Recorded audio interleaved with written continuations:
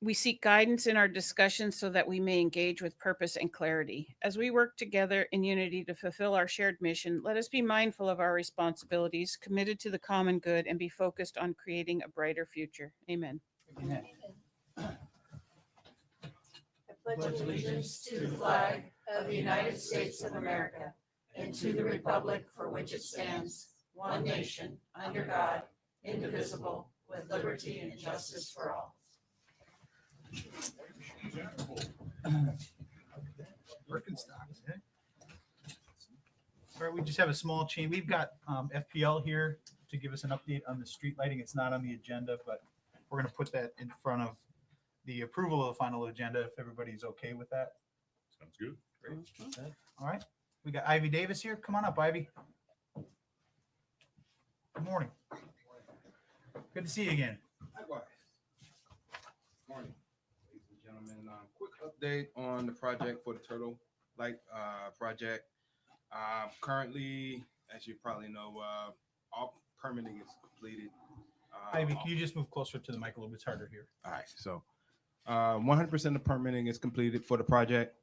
As far as side streets is concerned, all the underground boring is complete at this point, with pole and light installations to start actually tomorrow on the 19th. As far as Estero Boulevard is concerned, we're about 20% complete. If you recall, it was broken up in 4 segments. Currently in segment 3. Can you tell us what segment? What? Not to interrupt, but you said there's the 4 segments. Yes. Can you? What So, segments are what? 4 is basically 4 is 4 from furthest south. down south. Okay. And 1 is up in I guess in the downtown area. So we're on the second to furthest south portion right now. We also have started to install the foundations for the poles on the Estero. We started that around the 3rd of February with inspection of those foundations this week, about 20 or so locations. Poles and lights to be installed on the Estero starting on the 3rd of March. Okay. With that said, we're about overall 25% complete of the project, at least by the end of the month. And we're still on schedule to be complete with the full project by the end of October. Oh, that was fast. That's a lot of information. Questions for Vice Mayor? Good morning, Ivy. Morning. Thank you for being here. I had heard Frankie. I don't want to put Frankie on the spot, but I think at one point I heard Frankie tell me that as you put up the poles on Estero and get the fixtures and everything set, and then you move down from the south end of Estero down to the north end, that we won't have to wait until all of Estero is done, and that those lights will actually be up and functional as they're installed. Is that correct? Is that your understanding? Well, that's the plan, and we are definitely working with power delivery to ensure that power to those areas, particularly the load centers, are there, so that we don't have to wait. So we are addressing that in current time as well, simultaneously. So then it sounds like the side streets are being done at the same time as Estero in terms of sections. Is that correct? Yes. So Yes. So we did start on the side street first. Right. So, but yes, we So are doing the conduit's done for all the side streets. Yes. So if you're starting at Estrelita, which is the furthest south street, and obviously you're starting to put the poles in you're going to start to put the poles in on March 3rd for the south end of the island. Yes. So as we move down the island from south to north, when the poles and the fixtures are in for both the side streets and the Estero, they'll both be functioning as the project progresses.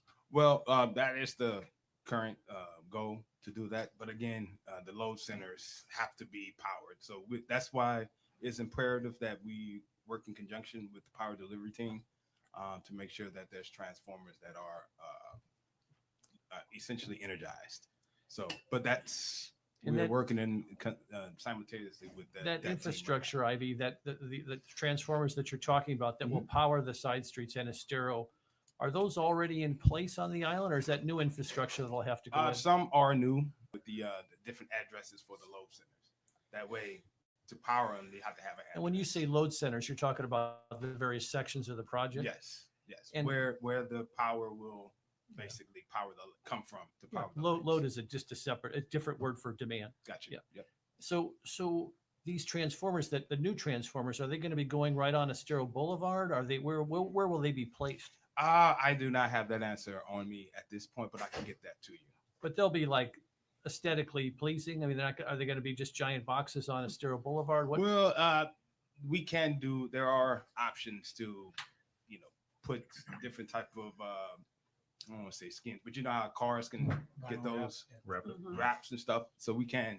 That is an option as well. So, and I don't want to put you on the spot, Ivy, but March 3rd, the poles start to go up. So that first section on the south end, which would include side streets and Estero Boulevard, if you were a betting man, when would you guess that those lights would be up and turned on for the first section on the south end? At this point, I couldn't give you that answer. Is it like a couple months? Is it like a month? Is it a 6 months? Could you just kind of ballpark? I wouldn't imagine it'd be 6 months, sir. You say you wouldn't imagine. No, Yeah. sir. Okay. So like maybe a month or two, something. Perhaps, but again, I'd rather get that information for you. I can get That's that fine. to Andy and Frank. Okay. Thank you. John, Nothing. Scott? I think Jim asked all my questions. Yeah, pretty much good. You covered job, this Jim. for all. Karen? Yeah. Way to go, Jim. So is all the product here or on its way here? Where are we gonna have any? I see we got a There's bunch probably of poles back there. There's a few more shipments to come, but at the same time, as they come now, we're able to start to install them. So are you gonna continue? You said that the side streets, the boring is all done on the side Yes, sir. streets. And you're 20% through on Estero Boulevard. Yes, Is sir. that your guys out there doing the boring I see on the south end, or is that Quantum? That's Well, doing- Quantum, if I'm not mistaken, Quantum is our guys. Oh, because I know they're doing Lumen, or Lumen's out there doing something too. Still doing stuff here and there. Yeah. So those are your guys out there running Yes. the orange conduit and the blue. I think it's the orange and blue. Yes, sir. Okay. When do you expect to see, will all the boring be done before the lights all go up? Or are you going to just do the boring and do the lights and then move to the next section? I don't expect all the boring to be done before lights. I don't expect it to be done by March 3rd. That's when we're going to start. putting Oh, yeah, I poles. don't expect you to have all the So- boring done, but are you going to finish the boring on Estero Boulevard Yes. currently as So you're it's working, it's gonna. I think we got it scheduled through May. Doing the boring. doing the boring? Yes. And with the project on, they're doing it at the roundabout, FDOT's got the project there. We now get weekly updates of progress of where they're at. Do you have meetings where you guys have weekly updates from your subcontractors doing the work Yes. to let us know? definitely. Can you We're- provide that with us so we can keep I the can- public I informed?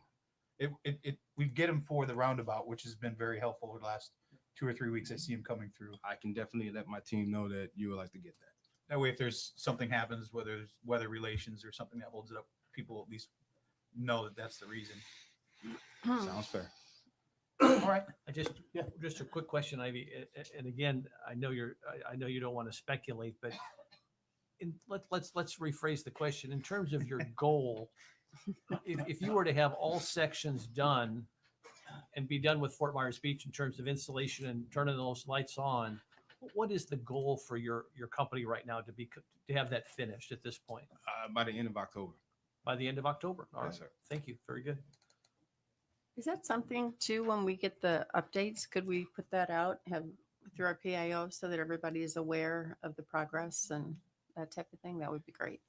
Yeah, people are, it's not the number one, probably the second right now during Right. season, but it's the number one thing asked about when we're going to see some lights on Estero Boulevard.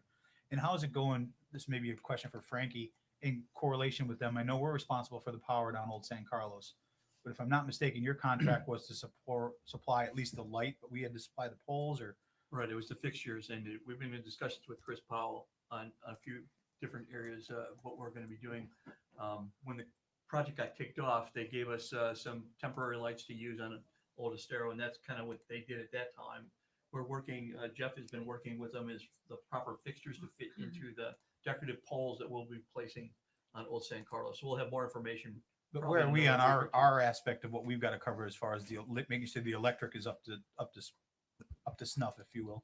Yeah, so it's work in progress. Of course, like anything down there. So they already replaced the electrical panel down at Bayside that feeds half of Old San Carlos. So that's already done. Now they got to run all the wiring and see how much of the conduit is broken. We had some. Is any of that Some powered from that one power box that's ready to go into Times Square, by the light there? No, None of that's no, powered by no. that. The Okay. the one Bayside runs half of it, and then there's one by Yucatan. Yucatan that runs the Yeah. other half. So Okay. Yeah. Because you know this, the county's talking about elevating that Correct. panel. We're not going to elevate those panels. They're going to stay down where they're at. We're talking about mitigation factors with FEMA. That's one aspect, but we haven't heard anything back. Shocking. But there's going to be different. We did it a little different where they can be disconnected. Not the panel itself, but all the lights and everything down there will be able to be disconnected and even taken out if we want. So there'll be more uplighting. Ivy, if I could, just for folks who are watching, because it gets a little bit confusing. This lighting system will be installed and will be separate. Obviously, they'll be interrelated to some extent from a power supply standpoint, but this will be a brand new system that will be apart from the transmission lines that go up and down Estero Boulevard. Is that correct? Correct. So the transmission lines that everybody sees currently, they will remain, and these new light poles will be installed in addition to those transmission lines. So the poles for the transmission lines won't necessarily be used for lighting. Is that fair? I believe so. The lights that are there will be there. So those will remain. The Yes. incumbent lights on the transmission poles will stay. And so But they'll be changed to the matching fixture. with the new fixture. So obviously you've got to make a determination as to where to put all these new light poles. Yes, those have already been done. That's already been done. Is that information available to the public? Because I'm guessing somebody at some point Pretty is sure going to be. it's in the design or the plans. Is that on our website by any chance? It was on there at one point. Maybe we just need to update it. The photometric study's been Yes. done, been Yeah. put on. And I know you have certain needs and requirements to make this work and have it functional. But my guess is some folks are going to be surprised when a light pole comes up in front of their home or their condo. And so I just think having that information out there so people aren't surprised, they can kind of plan. And is there any process that your company has for people to have input? And let's say a pole just needs to be, if it moved, I don't know, for whatever reason, had to move 3 feet one way or the other to help that particular private property owner or condo or business for whatever reason, is there a process that they can go through to work with you all to sort of adjust to, as long as it doesn't mess with your broader plan? Is there a procedure that can be done if somebody wanted to contest the location of their light pole? Well, from my knowledge, I do not know of an official per se procedure, but I'm sure if, like, say, for instance, they got in touch with Andy or Frankie and they're in touch with my construction team, we can kind of move things a little bit. And I don't know what the reasoning, but maybe there may be something that blocks a sign. I don't know. I got you. Yeah, I got you. something- yeah. It's not necessarily apples to apples, but I had a project at one point where the homeowner had a boat he was buying, so we had to move the fixture over because the boat would have been in the way of the boat, so to Yeah, speak. got So you. I think you probably can have do a that couple type of stuff. instances of that. And I would just, and Ivy, maybe you don't want to comment on this, but I'll ask Frankie because it's kind of germane to this conversation. A lot of people are wondering about Lumen and how they're doing, and if you're boring all new lines for conduit for the poles, is there any synergy between that and Lumen? Lumen was out here last year and did, I'd say about 95% of the island at that time for CenturyLink, taking away the old corner pod boxes that they used to have and trying to get everything underground to eliminate and alleviate any problems in the future. That said, they're making minor connections throughout the island. We've had a few people reach out to us. We're having a difficult time contacting their repair people. This is a subcontractor that's working for Lumen, so they're not Lumen proper. But the people that we reached out to last year are no longer available through Lumen. And so we're in the process of trying to reconnect with the company to reassure some of these residents that, you come home and your front yard's all tore up and you wonder what's going on. We've talked to them. We're taking all the information, and we do make contact with Lumen. We're going to pass that along.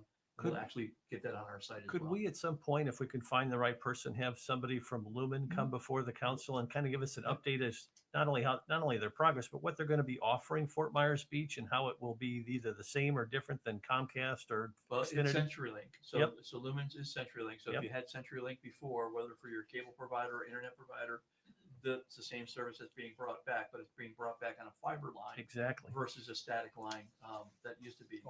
So you can get a lot more information, a lot more That's what I'd like to hear. expandability on fiber than you can. on- Because right now, Xfinity Comcast basically has a monopoly on Fort Myers Beach, and so we'll have competition, which is Correct. always good. Correct. And it'd be nice to have somebody come in. Plus, I had somebody who was concerned about Lumen digging in their yard. Do Yes. you have a government government relations person Oh, contact that's the Lumen? who we used to have, and that person is no longer with Lumen, so it just goes to a dead file. Okay. So we're trying to reconnect with Lumen proper. The main repair division is out of Orlando, and that's kind of where I sent a few emails to on Friday. When you're doing your boring, do you see the Lumen fiber when you're going up and down Estero? I don't, that would be my construction team. Okay.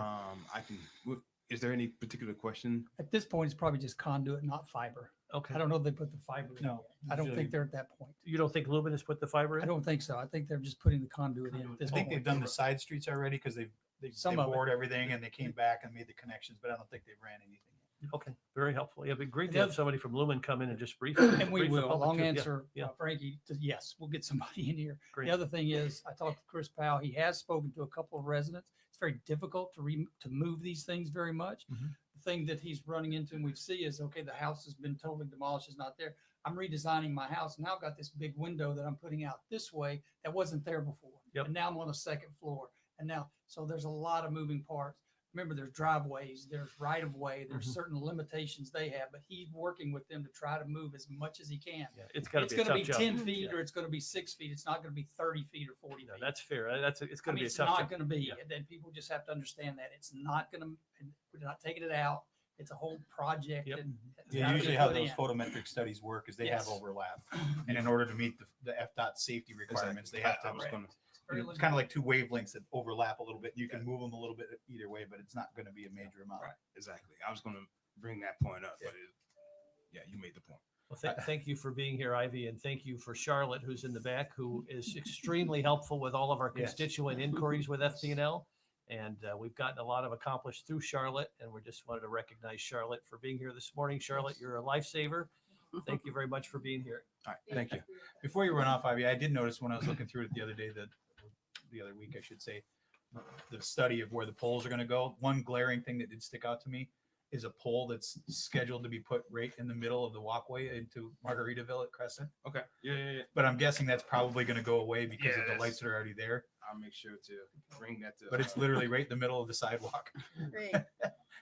And I just thought I'd give you that heads up before you got that to that point. But I think because they have all those lights already there at that crosswalk, which would be run by Lee County's portion, right? Because these are both running concurrently, right? The crosswalks as well as the Estero Boulevard lighting, they're running at the same time. Do you talk to the crosswalk contractors that are working for Lee County to put the crosswalks? I'm not aware on the day-to-day conversation between our construction crew and theirs, but I imagine there is some.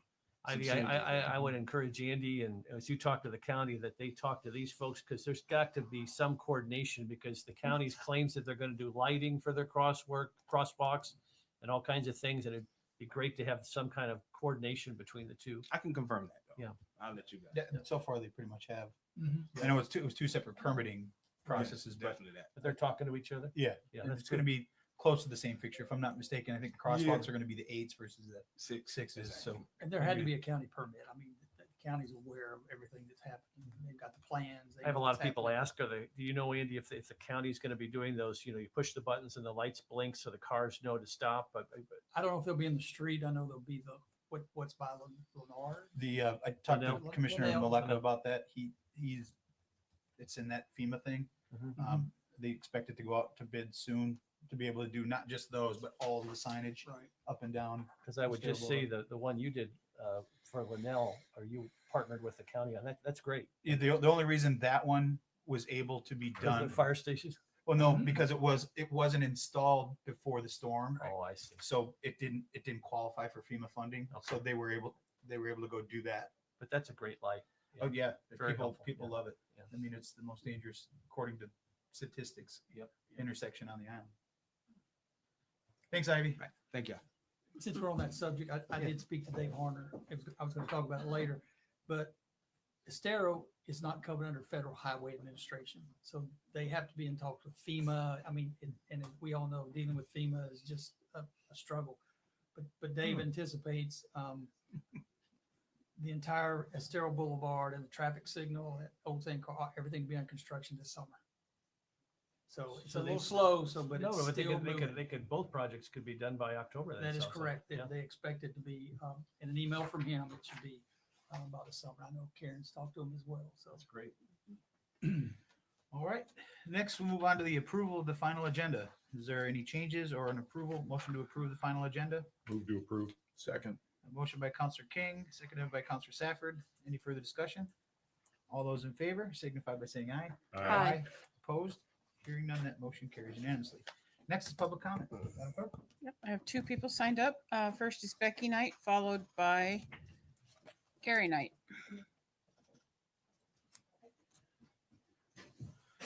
Good morning. Good morning. My name is Becky Knight, and I live on Miramar Street, the goods store, right down that's Miramar. And I own a home there. And the reason for me to speak with you guys today is to tell you about a house that's being built next to me.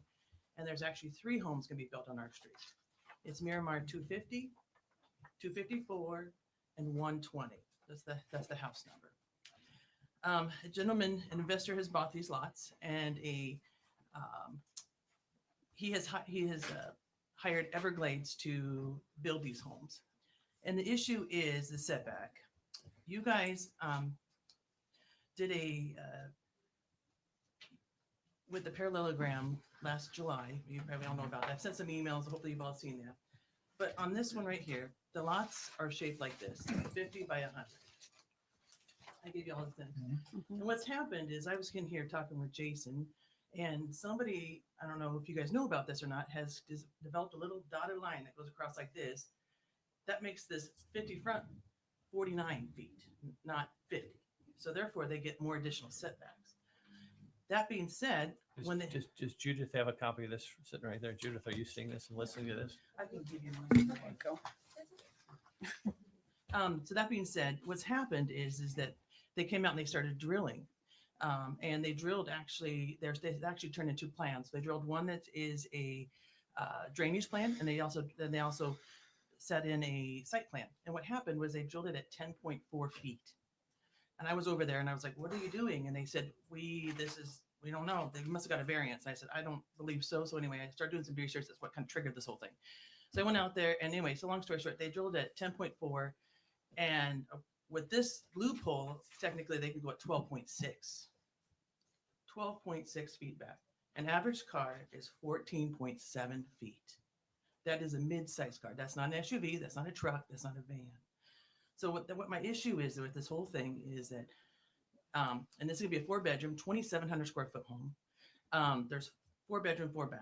So we all know on these rentals that people, multiple families rent them, right? And so there's gonna be more than one vehicle. There's nowhere to park in front of this house. I don't believe you guys, when you did this loophole, when you guys did the ordinance for the parallelogram, I don't believe that this was part of what you were planning them to happen. What you did is you gave them 8 extra feet. So it's 25 plus 8 makes 17 feet that they could do a swing on that. And because of this little loophole like this, now they get 5 extra feet. So now it's at 12.6 feet. So my concern is this: when we walk down Miramar, I can walk with my dog, and literally when a car comes down, I have to get way over like this so they can walk, they can go by. 2 cars cannot pass each other on our street. So it's a safety concern. If they park in the street, the ambulance can't go down the street, EMS can't go down the street. It's a very, very big safety concern that there's not enough room for these people to even park a car. Thank you. Thank you, Becky. Appreciate it. Carrie Knight. After Carrie, that's all I have signed up. Morning, everyone. I'm Gary Knight, obviously Becky's husband, 246 Miramar. I'm here on behalf of the rest of the street, not just myself and my wife. Obviously, you've got numerous emails from some of the rest of the street. The other people are pretty much in the dark about this. They don't know. I'm sure they'll be upset. We called the city and emailed them as soon as we saw what was going on. And thankfully, they stopped work. We were told the city was going to look into it, and the building did stop. We waited a couple of weeks and emailed for an update. Obviously, this affects our property value and everything. I mean, we need to be kept in the loop, period. I mean, how these plans got passed in the first place, I do not know, because the drainage plan does not match the floor plan. I saw that in 2 minutes of looking online in the permit, that the plans don't match, but it got rubber stamped, and it's okay, you can build it. So we need someone to be looking out for us and really monitoring these plans. And I mean, the fact that this rule has changed, Miramar, if this is the road, this is the line of houses, right here, right here. There's been 3 new houses. Alex King built one. Perfect. It's all in line. These new ones are going to be here. There's nowhere to park. There's nowhere to, I mean, you got to look at it. And you look at the corner post of the house, you look up, there's power lines. And it's a 3-story house. It's totally unsafe. As I say, we emailed a couple of times to get updates, never did. We came here and talked to someone, and all they said, they got to just move 2 feet, 2 posts, 2 feet back. We do this for a living in Iowa. We develop ground. We that's why we're used to looking at plans and things. It doesn't add up. If the plans, they drilled the hole to the 10-foot thing, which is completely wrong. That means the 25-foot setback in the middle of the lot is now 23, because you can't have 25 and a 10, and then on another plan, 12 and a half and 25. That doesn't make sense. Something somewhere is way off. I just really want you to think about this new rule where they're given these. I mean, this house is going to be 8 feet off the back property line fence. That's how close it is to that. And it's 12 and a half feet from the front. There's no room to park a car. There's going to be 3 of these. I mean, if everyone does it on this street, you might as well just make it a walkway, because no one's going to be able to drive down there. You can't turn around down there in any way. There's no circle at the end to turn around. It's just, yeah. Anyway, thanks. Is there anyone else that'd like to speak in public comment? No? All right, we'll close public comment. Can we take a minute to address these? Yeah, I was going to ask if we, Because I've had an exchange with Frankie about this, and Yes, I've reached out to Judith, who's here today, and along with Sarah and Joe Spector, our building official. Joe's out on the property this morning, taking a look at these properties personally. Then he's going to come back in and we're going to review those plans, make sure that they do meet. And if they don't, then we'll take appropriate steps, either bringing the contractor in here or whatever, and figuring out a path forward. But the 3 smartest people I have in this town are going to have their eyes on it. So I haven't seen these plans, so I'm not exactly sure what they look like, but I know going down Miramar several times, there are other homes that have posts out front of where the garage is, but the home and the garage door is actually set back inside. And I don't know if that's how this house is being built or not. Alex has done that. Yeah, so I'm not sure if that's how this is or not, but I'm guessing, His like you post- said, his post on- I got, just to clarify, is 17. well, back. nobody can hear you, so, Oh. but it sounds like the staff is, they're well Yeah, aware. yeah, We did receive everybody's Because the emails. concern is that we are taking this seriously, and we are going to find a Find out point what's, where we both can be in the right here. and we can communicate with those. Yes. Yes. Okay, thank you. all right. Anybody else have any 2 cents? No? No, I forwarded the emails that I got to Frankie already. Yeah, so if anybody's so- listening, we did receive several emails Yep. about this, and they have been forwarded to us. Next is local achievements and recognitions. Counselor Safford, I do not have anything. Counselor Woodson, I'm good. Vice Mayor. Just a shout out to Tuna Skin, who had just a spectacular beach cleanup on Sunday. I think there were over 300 people there, spectacular. And also a shout out to the Community Foundation for their fashion show. I don't know what the total amount they raised, but it sure looked like they had a heck of a crowd at Santini Plaza supporting Liana's and the Islander. And it looked like it appeared to be a very great event. Counselor King. Nothing. You covered both of mine, Jim. So next we'll move on to advisory committee items, reports, and appointments. We don't have anybody here. Move on. Then we have the approval of the minutes from the town council meeting on February 3rd, 2025, and the M&P session February 6th, 2025. there any changes or motion to approve? I'll move to approve. Second. Counselor King leading the motion, seconded by Counselor Safford. Any further discussion? All those in favor signify by saying aye. Aye. Opposed? Hearing none, that motion carries unanimously. Next is the consent agenda. We have nothing on that. There's nothing to be removed from the consent agenda. Next is our public hearing. Nancy, you want me to go through the? Yes, do you want to, would you like to just read the title first? I can certainly do that. Okay. If I can get my computer to work. There we go. Next is a resolution of the town council, of the town of Fort Myers Beach, Florida, approving with conditions or denying a special exception, SEZ 202-40257, to allow repair of pool deck, fences, grill area, footprint station, and beach access stairs in the EC zoning district, seaward of the 1978 CCCL, for the property located at 2654 Estero Boulevard, providing for scrivener's errors, severability, and an effective date. So council, this special exception is quasi judicial in nature. And this will require that today's public hearing comply with some procedural requirements that have been established in Florida law and in our land development code.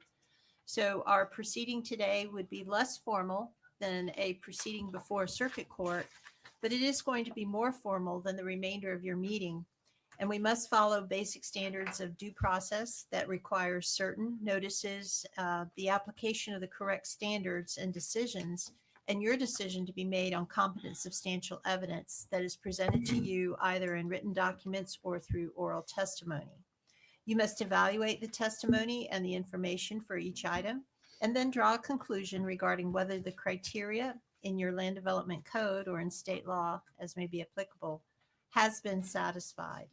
So pure speculation or opinion that is not based on competent facts cannot legally be considered by you in evaluating this agenda item. Testimony by professionals who have been qualified as experts in a particular area has been considered competent evidence by Florida courts, as well as testimony by neighbors and residents who have fact-based information such as minutes, surveys, engineering reports, or testimony based on personal information. So your decision is final. And if a decision of approval is not obtained, or if a vote results in a motion to approve or a motion to deny, then the matter being considered is denied unless a majority of you present and voting agree by motion before the next item is called to take some other action in lieu of the denial. Such other action may be moved or seconded by any member. If you decide to deny an application, the reason for the denial should be stated in the motion, and the denial must not be based on determination of public support or opposition to a application. The reason for the denial also cannot be arbitrary, discriminatory, or unreasonable, and should be based on a lack of competent substantial evidence to support the required criteria. If there is a denial, the denial is with prejudice unless you state otherwise. If so, members in the audience who may be here for today's review of this special exception, if you intend to speak, please keep my comments in mind. And when you come forward, please state your name clearly for the record and whether or not you've been sworn in your qualifications or your interest in this matter. So for purposes of efficiency, Mayor and Council, we can go ahead and dispose of a few matters, procedural matters. I first must ask the town clerk, was this agenda item properly noticed pursuant to our land development code? Yes, it was. Excuse me. Okay. Yes, it was. Thank you. And at this time, if any town council member has a conflict of interest that would prohibit them from voting on this item, could you please disclose it at this time so we can determine whether we have a quorum present? Counselor King? Done. Vice Mayor? None. I do not have any. Counselor Woodson? None. Counselor Safford? Done. For this particular item, again, because it's quasi-judicial in nature, a little bit more formality, we would like to go ahead and ask anyone who is present that will be providing testimony to stand and to be sworn in by the town clerk. That includes during public comment. Correct? Yes, during public comment for this agenda item. Okay. I was gonna, Never when in hurts. doubt. Do you swear or affirm that the testimony that you're about to give is the truth, the whole truth, and nothing but the truth? And I think, Mayor, at this point, it goes back to you. Okay. If any council member has had any ex parte communication to disclose, please let us know the subject discussed and the identity of the person, group, or entity with whom the communication took place, any correspondence that you received, or observations made of the site. Councilor Safford? Nothing official. I very familiar with the property, and I have several friends that live there, but nothing official. Councilor Woodson? I have had none. Vice Mayor Hall? I've had none. And Councilor King? None. I have had none also. Who's taking this one? Judith Frankel has been qualified as an expert already by this town council based on her education and experience, has been accepted as an expert in the field of land use, planning, and development in the town of Fort Myers Beach. Are there any other individuals who would like to be qualified as an expert witness on behalf of the applicant at this time? Seeing none. Has the property owner applicant seen a copy of the agenda backup materials from staff? Anyone? See, okay. Go ahead, Judith. Good morning, Judith Franco with Community Development. Estero Beach Club East condominium has applied for a special exception to allow the replacement and repair of accessory structures that were constructed in the environmentally critical zoning district. It's part of the common element portion of the condominium property. They were there prior to Hurricane Ian. These structures include a pool, pool deck, fences, grill area, foot rinse station, and beach access steps in the environmentally critical zoning district. The plan is to replace like for like from what was there previously. The applicant is requesting the special exception through an amendment to section 34-652E that allows reconstruction or renewal of primary structures and major accessory structures partially or fully within the EC zoning district with the approval of a special exception. The EC zoning district is in the land seaward of the 1978 coastal construction control line. This condominium building was constructed in 1973 prior to the creation of the 1978 CCCL. The applicants are not proposing any additional development in EC beyond what was in existence prior to the hurricane. The plan does show a path onto the beach, however, only stairs onto the beach from the pool deck are proposed. At the January 9th LPA hearing, the LPA recommended approval with a vote of 6-0 with one member absent. I'm available for any questions you have. I think that there is a representative from Estero Beach Club East condominium here. Okay. Let's see if we got any questions would for like you to- first. Okay. Councilor King? None. Vice Mayor? Councilor Woodson? Well, it's pretty cut and dry. Councilor Stafford? None. I don't have any at this time either. Okay. Applicant like to come up? Good morning. Good morning, Jeanette Dvorak, owner at EVCE and also full-time resident. So she covered like everything that I have on my little note. So does anybody have any questions for me? Councilor King? Nothing. Councilor Woodson? No, it's just like for like, correct? I That mean, you're is just putting it back the way it was. Correct, yes. Nothing different, Right. no extensions. Okay. I'm good. So the stairs were there before. Correct. She had mentioned there was a path. I could see the pictures. Yeah, we the had number. stairs on two sides, Yeah. actually. And you're only gonna have them on one now? Or is that gonna be on both? Not that it matters. but- From what I understand, it's like for like. Okay. So I would assume it would be on both sides. That's the only question I had. Okay, thank you so much. Appreciate your time. Thank you. We'll open it up for public comment. Are there any members of the public who wish to comment on this matter? If so, please come forward to the podium and identify yourself, provide your address, and whether you were sworn in. Any public comment? Seeing none, I will close public comment. I'm guessing you don't have any rebuttal, unless you do, Judith? Go ahead, come on up.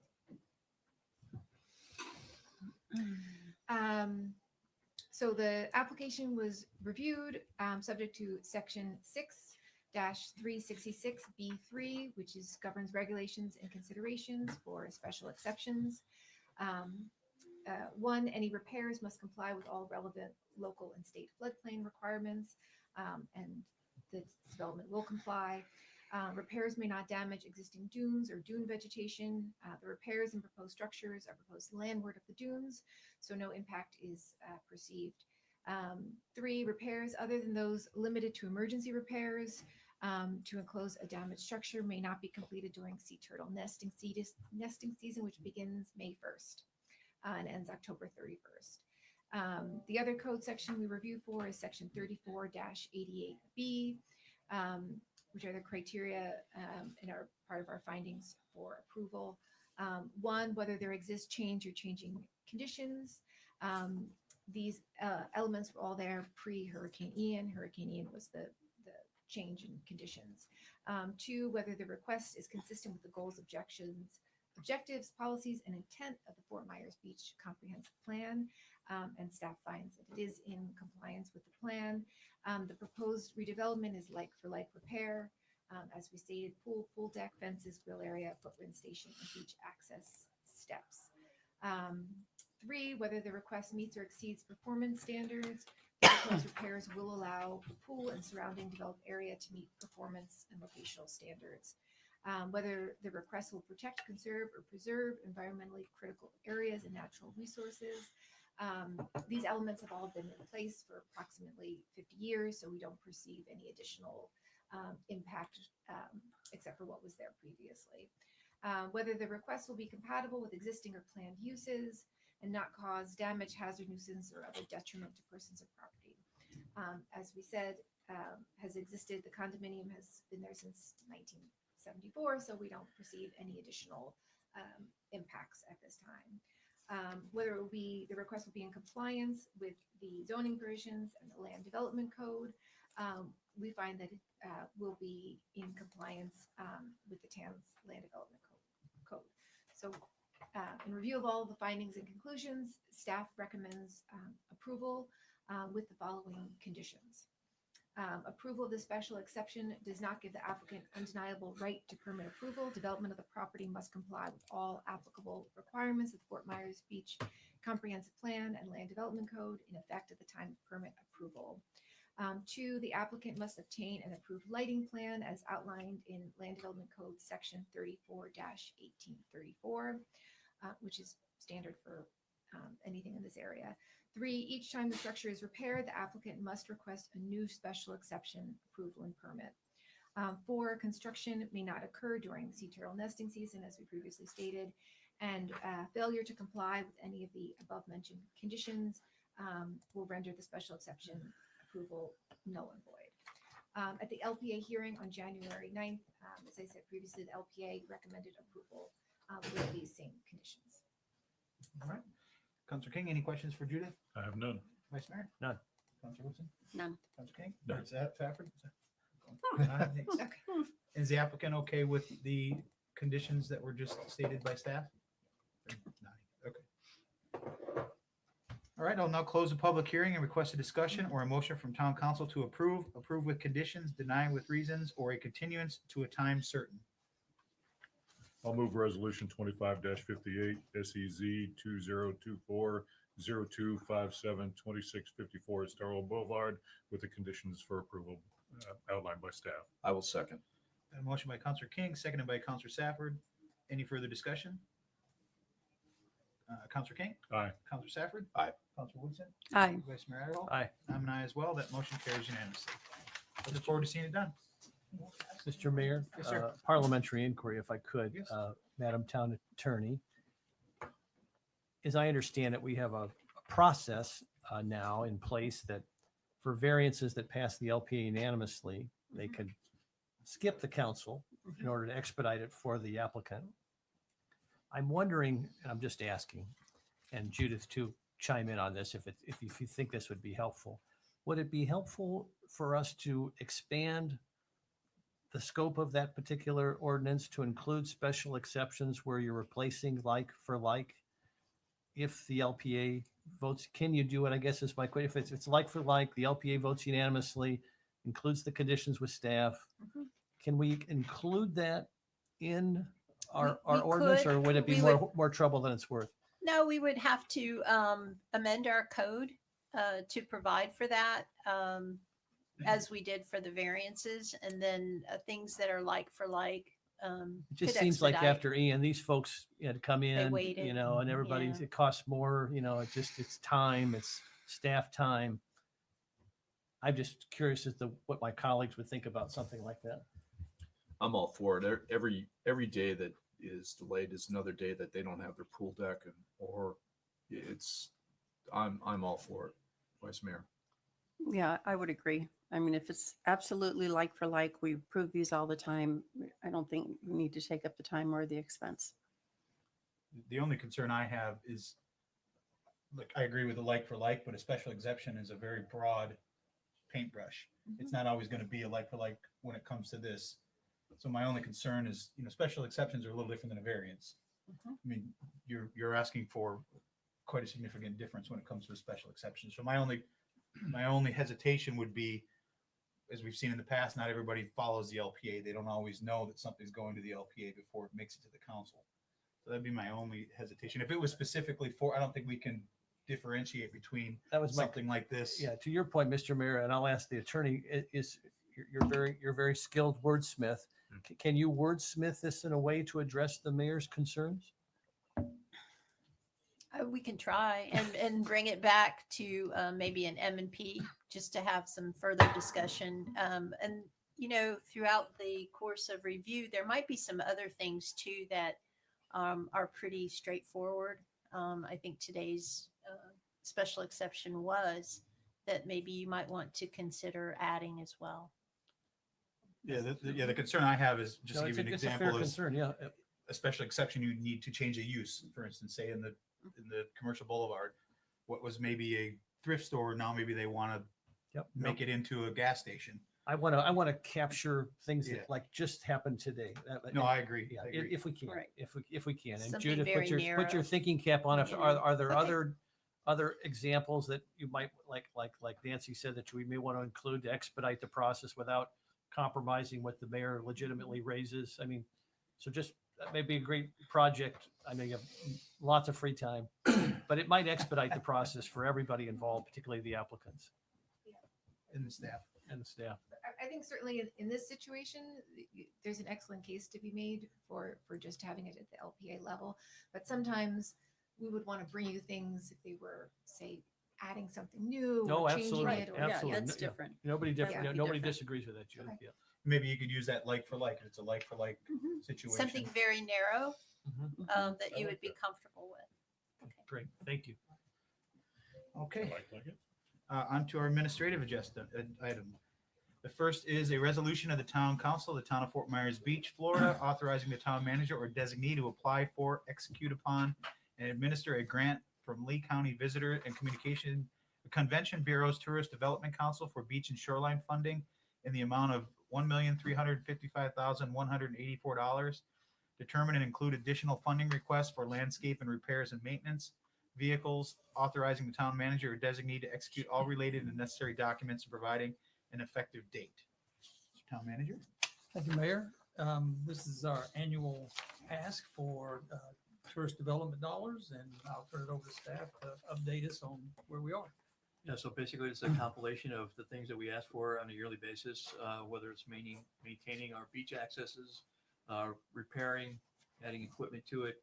Last year, we added a couple of positions, just beach only, and requested vehicles for that.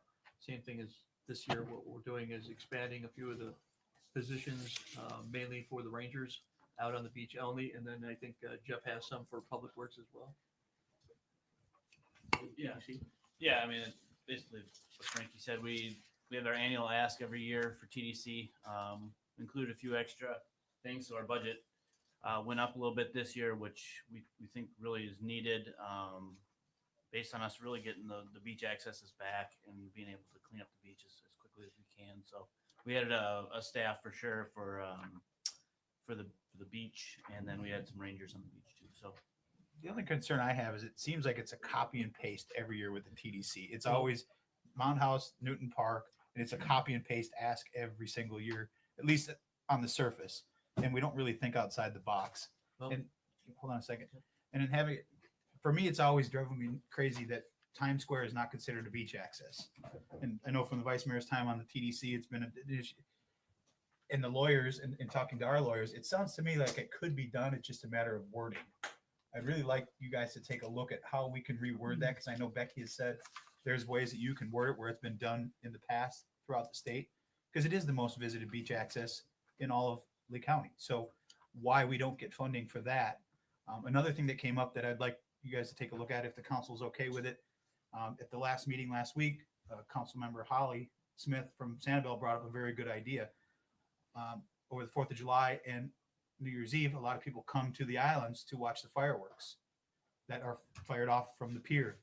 Would it make sense to combine the two through TDC funding if they're being fired off a barge, because they're going to have their causeway open, which is going to be full of people watching it, to get that funding through TDC funding, or at least ask for it? I can tell you she was approved to be on the committee that's going to be making those recommendations, and she's going to be pushing very hard for that. So if the council's okay with that, I'd like to ask Andy and staff to work with Dana Sosa and those guys over in Sanibel to really try to push that forward to make that a reality, because then it could be on the barge all the time off the shore, so both islands get to benefit from it. That's awesome. Good idea. I think it's great, and I commend you, Mayor, for continuing to push the Times Square redefinition so that can be included in TDC funding, because a lot of folks walk right through Times Square and go right to the beach. I mean, it is by far the most popular beach access that we've got. And it's going to get busier once the pier's done next decade or so. I just wanted to add something, Mr. Mayor. Yeah. The copy and paste thing, yes, when Andy first got here, that's what it looked like. You know, each year you're asking for the same thing. You're going after a big piece of equipment that we either did or did not need at that time, but it was, you know, something, oh gosh, look at that. We've definitely changed the direction last year. We went for more of a maintaining type approach. This year, we even refined it more. So we're going for the replacing of the beautification at the beach accesses. So a lot of the money that we're asking for this go around is putting back plantings that were lost at those beach accesses, trees, shrubbery as you approach that. And then also to complement as you go out towards the dune. So we have several on the island that we did, and we've kind of had a little brainstorming session about what we could do with Chad and things like that. So that was a big part of our ask going forward this year as well. And I know that another thing that is starting to gain some steam at the TDC is stuff about ADA compliance stuff. They looked this last week at doing a park that is ADA, you know, for those that can't always do the things normally that you and I can do all the day. And Moby Mats comes up a lot. I know when we were over at the Florida League of Cities thing on the other coast, we looked heavily at ADA compliant things that would allow people not just to get to the beach, but to get all the way to the water to be able to enjoy the water.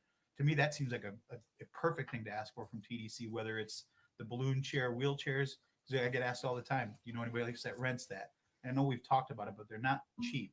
So I would really like to push you to look at some of the ideas that we looked and we found over on the coast last year that will not only be able to get people to the beach, but from the beach to the water. We did get approved last year for the replacement of the chairs that we lost that the town had at one time. And those are currently in process of. Yeah, they were ordered. The lead time on those was about 4 weeks. So I'd say in the next week or so we'll have those. And have all of our Moby Mats been placed on all the beach access? They haven't yet because of the beach renourishment. They just tear them up when they go through. Okay. So we're waiting once for we're done with that. then they'll go Yeah, back we on. do have them, and we do funding every year for Moby Mats, 15 mats a year, and we can replace more if we just need to ask. So we do have those in our budget every year, and we just have to wait to put them out because the trucks are tearing them up. We tried to put them out, and we've lost a couple already because of the trucks. I would like to see added to this that what I just talked about, that stuff that'll get people that need to use a wheelchair or they can't walk through the sand to be able to, and it's something very easy that can go up and down every day. So it's not staying out on the beach, to be able to allow people to get to the water. I mean, this is the last year that we're going to have a voting membership on the TDC for a while until we get back to where we need to be. So I think we need to take advantage of it as much as we can. We actually have a seat at the table until June. So the more we can get on there, I think that's a very important thing, at least this year. Yeah, and this year we increased our budget by about 400,000. So we've already put some big items and upped our maintenance costs, our maintenance for the beach and beach accesses, and then just as a side note about the ADA compliant, we are going to be putting Newton Beach Park back with a big emphasis on being ADA compliant with the walking trails and those things. So they'll be able to park, go to the park and walk around the trails, and it'll be very accessible. Jeff, would you just mentioned something that maybe a lot of the public isn't aware of. These special wheelchairs that are designed to go on the sand, you say they might be coming in a week? They should be. We ordered them probably a month ago, and they said it was going to be 3 to 4 weeks. So any day now. Oh, that's fine. But if a member of the public has somebody in their family or friend who's disabled and wants to utilize those wheelchairs, how do they go about doing it? And is there any cost? No, there won't be a cost. They'll just be able to use them. And right now, normally we kept them at Newton Beach Park, and they were checked out there. When they come in, we'll have to figure out what that looks like right now as far as where we hand them out from. Is it town hall? Is it somewhere else? But yeah, we'll get that information. We'll have conversations about that. Well, I think this is a good idea to use some there's a lot of technology out there that allows you to have Bluetooth locks. So if someone signs up for it, you can have it locked. Once they sign up, you have the information to make sure that we're protected should they ever disappear. Then they can get a code to get the Bluetooth lock off, and then they can lock it back Yeah, up. once Newton Park that was one of the things we talked about, but we just need to find something in the meantime. But we can do a lock or something. That way, staff, it can be there, and staff doesn't have to. And you can manage it remotely. Sure. You don't have to be there to. Yeah, we tell them want to to have unlock. them accessible and not if town hall's closed, you can't get the wheelchair or that. So we want to make it accessible to them. That probably set some time parameters on that Bluetooth, but. Yeah, there's a lot of programs out there that are fairly inexpensive, if not, that you can use app-based, that they can download the app and they can put all their information in that the town monitors. Yeah. And then you know who has it, how long they've had it, when it comes back. Yeah, and we'll get the information out where they're going to be. We'll have a conversation about that in the next few days. Councilor Stafford, anything you want to add to that? No, great ideas. Councilor Woodson? No, I think it sounds perfect. Vice Mayor? Good. Councilor Kane? Good. All right. Is there a motion to approve or deny resolution 25 Just a thought, because you mentioned the fireworks piece of the puzzle. Yeah. Which I like. And I know we're starting to explore the drone technology as well. I know it sounds like that's a little more expensive. And It is more. And if the It is a little more, but if the TDC does get involved in that, that was part of your thought, right? The TDC would help fund those? Yeah, I mean, well, it was Councilmember Smith's idea, but I thought it was a great idea, and I talked to her. I said I would certainly support teaming up with Sanibel to push forward to make that a reality. And if it evolves, it evolves, but we got to get it past the TDC first time. I just think And we have all the costs in place already to know exactly what it takes to do it off a barge, since we don't have a pier to do it off of. And we can move the barge out further from the pier so that it's easier to see from everybody. It doesn't have to necessarily be right at the end of the pier, but. And again, the thought, and I love the fireworks, but if we do advance to drone technology, those drones could theoretically go up over to Sanibel, come over to Fort Myers Beach. They could go up and down the island. I think maybe the limitations, I don't know, but the technology is improving every day. I haven't had the distance part of it, but I think Frankie probably knows the physics of it. I But think one of our problems would be the flight approach to the airport. Planes go right over this area. Yeah. Drones, they had an issue at Universal Studios at Halloween with the drone getting loose, and they stopped the program until they could get it refined a little better. So it's still a emerging technology. Evolving so- technology. Yep. Just food for thought. Yep. Appreciate it. So just clarification there, the due date for this is March 7th. So do we meet before then? March 3rd. March 3rd. Okay, so we'll put in there about 90,000 for the fireworks. I would say, We'll talk to Dana. Andy, if you can reach out to Dana and find out through, what exactly they're looking at, but it just Okay. seemed, we've already got the numbers, so we could actually share that with them. And I'll let them call know him. this is what it would take. So when we put in this submission, or whether we do it or whether they do it, as long as we're both on the same page at work, Yeah, for sure. instead of duplicating the process. Great idea. I mean, we have so many people coming from Lee County. Well, and then once the causeway is going to be open this Yeah. year, it's going to really Right. have a lot of people on it. I think it's a great idea. Except when it's a foggy day in London town. Oh, don't even. Oh, God. All right, then we'll go back to, is there a motion Except or? London town. I will make a motion to approve resolution 25-59, the TDC Beach and Shoreline Maintenance Grant based on the conversation that we just had. Second. Motion by Mayor Aller, seconded by Counselor King. Any further discussion? I'm an aye. Counselor King? Aye. Vice Mayor Adderall? Aye. Counselor Woodson? Aye. Counselor Safford? Aye. Motion carries unanimously. Next is item B, a special event for Fort Myers Beach Shrimp Festival 2025. Fort Myers Beach Lions Club is requesting approval for a special event for the 2025 Festival 5K Run and Parade contingent on approval of FDOT, Fort Myers Beach Fire District, and Lee County Sheriff's Office in regard to the event and road closure from 9 a.m. to 12 p.m. on Sunday, March 8th, 2025. The parade will start at 10 a.m. Once the 5K run is complete, the Lions Club is also requesting to waive the noise ordinance. Who's here for this?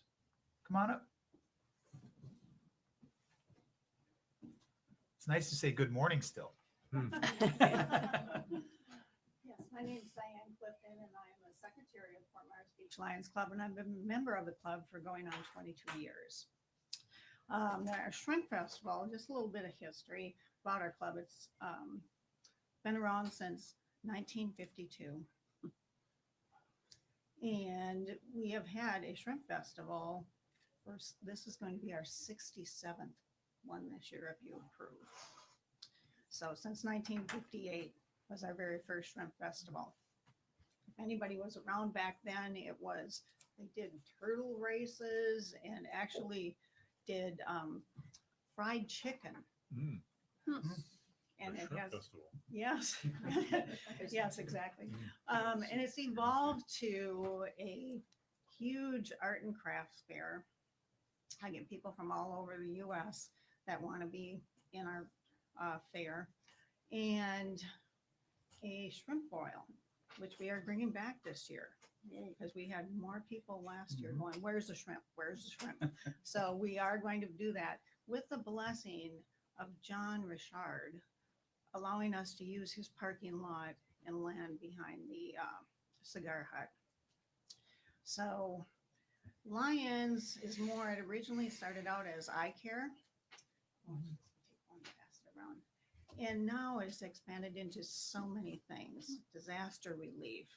And we've done a lot with disaster relief. And I don't know that if you're aware, but when Hurricane Ian hit, we got donations from all over the United States to our club to help with that. And we are in District 35I of the Lions, which goes from Port Richey all the way down to the Everglades.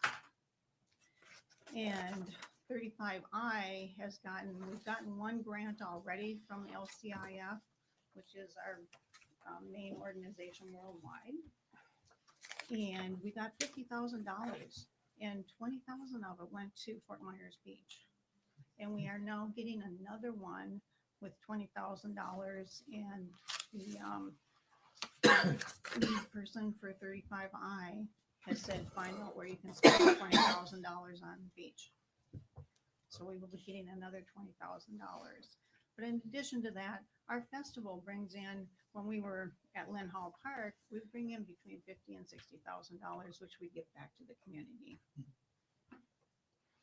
And last year, I think we netted maybe 40,000, which wasn't bad considering we had less than a third of what we were used to for vendors.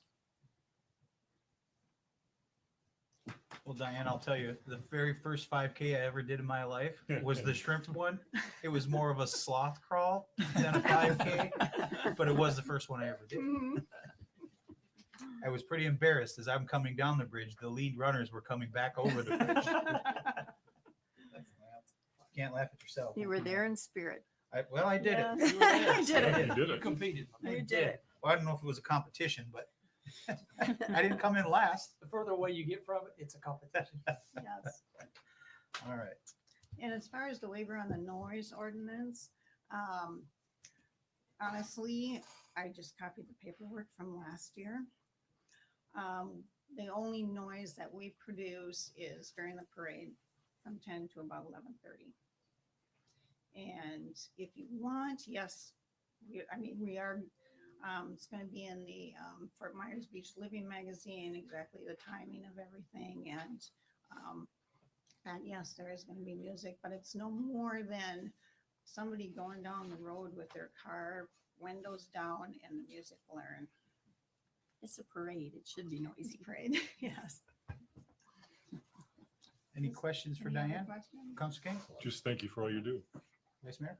Diane, we always have quite a few people watching this morning. Do you want to give a few details about the event itself and just kind of do a little promotion? Okay, so as I said, this is our 67th year of doing this, and we will have 44 vendors this year. And again, we're bringing back the shrimp dinners, and those will be sold for $20. You'll get a half a pound of shrimp. Yeah, and big shrimp from Erickson and Jensen. The parade is Saturday. It starts at 10 o'clock, or as soon as the 5K run finishes up, then we get going with that. There's a number of businesses. I think I've got 28 entries already for the parade. The Shriners are coming back. Is there a deadline to apply to be in the parade? No. I'll How take does, them up how to does the one last go day. about if they want to get a float together? How does one go about applying? contact you? Online on the Fort Myers Beach Shrimp Festival site, there is an application process there, and that comes directly to me. Also, the vendors come to me. So, Scott, are you thinking about resurrecting the crew of sloth? No, we're gonna keep the deck party. yeah, and there's always many participants. We were hoping that we were going to be able to get a high school band, but they backed out on us. But I also looked at the roadway and some of the way it's made now for the drainage. I really didn't think it looked like it would be real safe for people marching, playing instruments, because they're not going to be able to look where they're walking. So in that regard, I That's was a kind good of glad. thing. Is it yeah. still going to go back? Is it going to be the same route as always? Yes, same route. So Starting maybe out. we need to reach out to FDOT and let them know this is going on, and we're going to need better barricades along that roundabout area for safety, because right now it's kind of, Bob's barricades are just willy-nilly. And I do have, as far as the Shrimp Festival itself, we'll have barricades at 3rd Street and at the park at the other end and on Bayside. 2nd. Yeah. Very good. Diane, you probably want to mention the shrimp eating competition as well as the princess. Oh, yes, yes. The princess We also competition. have a princess competition. I think they've got 8 people now that have applied. They can take up to 10. You have So to there's be still time for you, between- Jim. Yes, there's still a chance. We do have people putting their granddaughters and things like that in for it. And that the crowning of the princess will be on Saturday after the parade. Or the queen, excuse me. And the shrimp eating contest actually is on Sunday, and it will be at Sandy Bottoms, but it's sponsored by the Beached Whale. And they are going to have 10 competitors with that also. What are the guidelines to apply to be part of the shrimp eating competition? Hungry. Yep, hungry, very hungry. But is it first come, first Insane. serve? Is it? Yes, Yeah, yes. Have you ever watched that? I have. It's so disgusting. Sorry. It's great Well, fun. Interestingly, last year, the person that won was from Minnesota, and he was a spring breaker down for the Mhm. spring break and went back home before he could get a shrimp shirt, a festival shirt. Oh. So his mother reached out to me to see if he could get a shirt. And I got one sent to her, and it turned out that she lived like a mile from where I grew up in Minnesota. I said, I know exactly which house is yours. That's funny. Yes. Speaking It's of a small shirts, world. I know pre-in used to have specific stores where you could buy the shirts. Are you Mhm. doing that this year? We are not doing that yet. Okay. The logistics of that gets to be a bit much. But Any they- online Understand. presence? Can people order them online? No, we have not done that. You also have these wonderful shrimp hats. And I think Beach Talk Radio is selling some for you. Are you selling them as well? Oh, yes, we are. And it will be $20. How does one procure a shrimp hat? Because they are pretty cool. They can reach out to me. I've got actually a huge bag in my car right now. If anybody's interested, I can bring them in. With your connections to Graceland, is Elvis going to be sporting a? Colonel Parker is currently in negotiations with the team, so we'll have to see how that goes. Yeah. It's all shook up. Yeah, Chester did the artwork this year for the shirt, didn't he? Pardon me? Chester? No, Sherry Schifrin with Grand Illusions Okay. downtown. I thought Chester, Fort what did Myers. Chester do for the one for Tuna Skin? Is that a different one? I don't know. We'll see when we get there.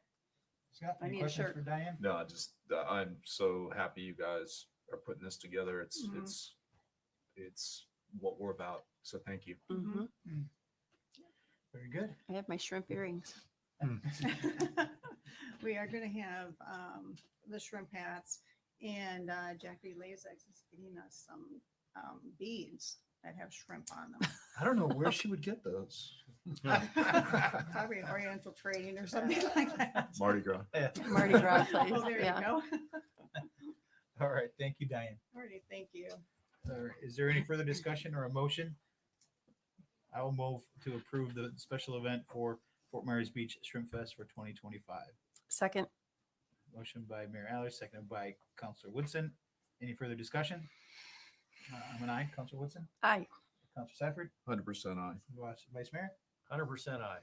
Councilor King? 1000% aye. Motion carries unanimously. Thank you. I can't wait to see your I'm a bigger guy. Next is our final administrative agenda item is a special event for Southside Art and Craft Show. Blue Ribbon Events is requesting a Southside Art and Craft Show at Santini Plaza, reoccurring special event on March 28th through the 30th, 2025, 8 a.m. to 6 p.m. and April 25th through the 27th, 2025 from 8 a.m. to 5 p.m. Is there anyone here for Blue Ribbon Events? I did talk to the applicant Good. maybe a week or so ago, and it's going to be a great event to, again, draw people to Santini Plaza, along with the farmers market, which is there every Tuesday and Thursday.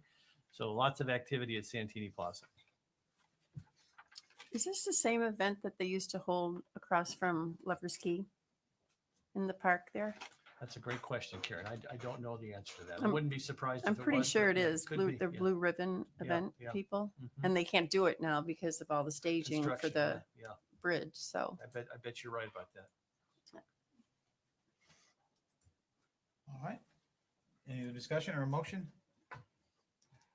I'll move special event Southside Art and Craft Show.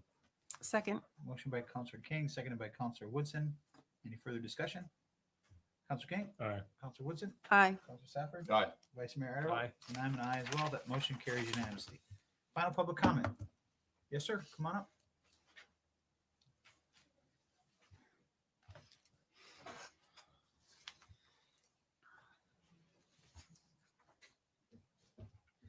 Hi,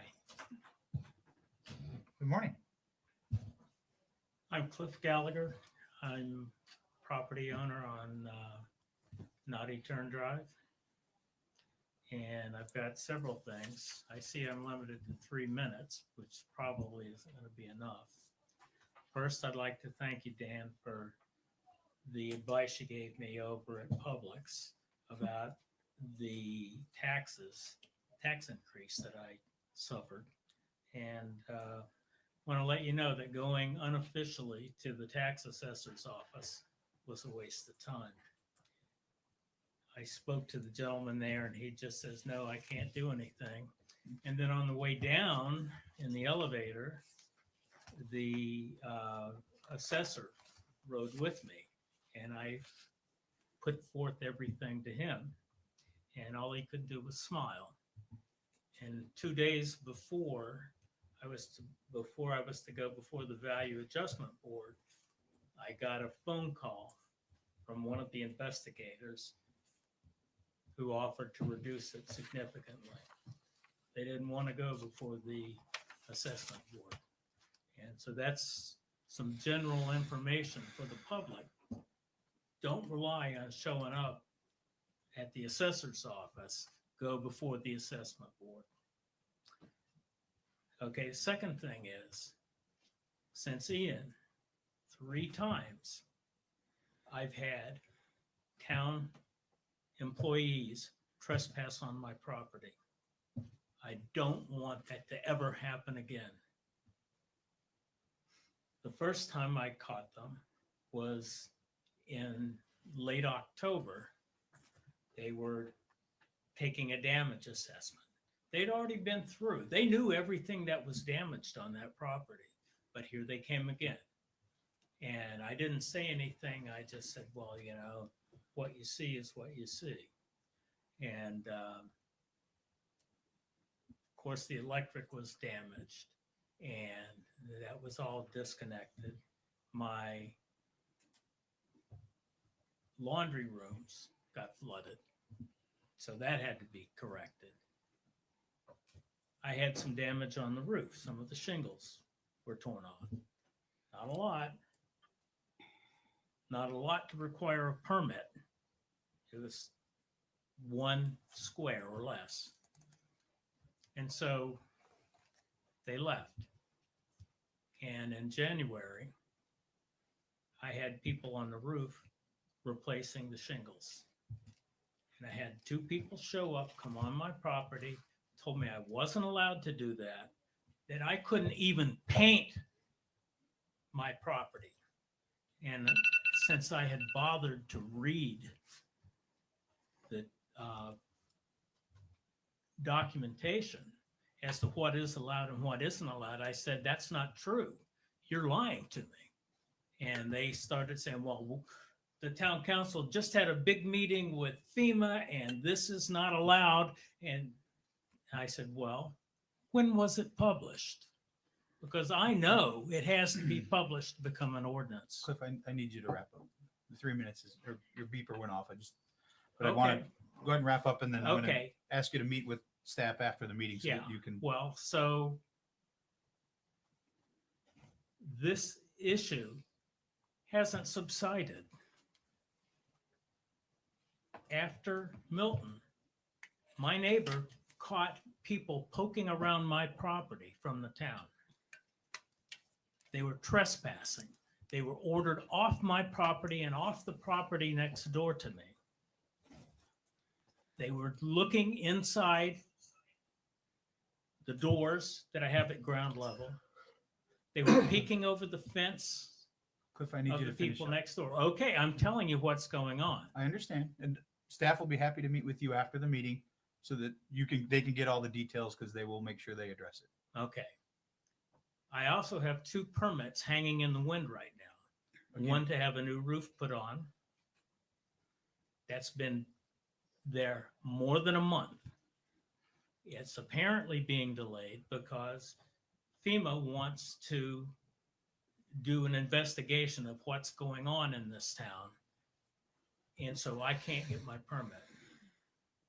And I've got another permit that's been hanging since the 4th of November, when I replied to nonsense arguments given by your floodplain administrator. Thank you, Cliff. Please meet with staff after this. Everyone that can help answer your questions is in this room. Okay. Thank you. Anyone else? All right, we'll close public comment. Next, town manager's items. Thank you, Mayor, Council. Just a few things. Shouldn't take more than a couple hours, but the big thing, contractual services, Mayor and I talked a lot. I talked with Tom Alonso yesterday. We have contracted with an organization to come in and help us with traffic control. They will start today, I believe 2 or 3 o'clock. It's like 2 to 8 or 3 to 9 or something like that at the corner of 5th and Crescent, and then again over towards San Carlos and Old San Carlos or over the bridge? To keep the traffic moving as it comes down off the bridge, to keep that moving. So that should start today. Also working with Lee County Sheriff's Office. we've got them, just been getting some complaints about that, so we're addressing that as well. Town manager search update, we got. Andy, on this firm that's coming in, which is much appreciated, is our staff helping with the training of these folks? Because a lot of people complain that the folks that are there don't have the proper training to help.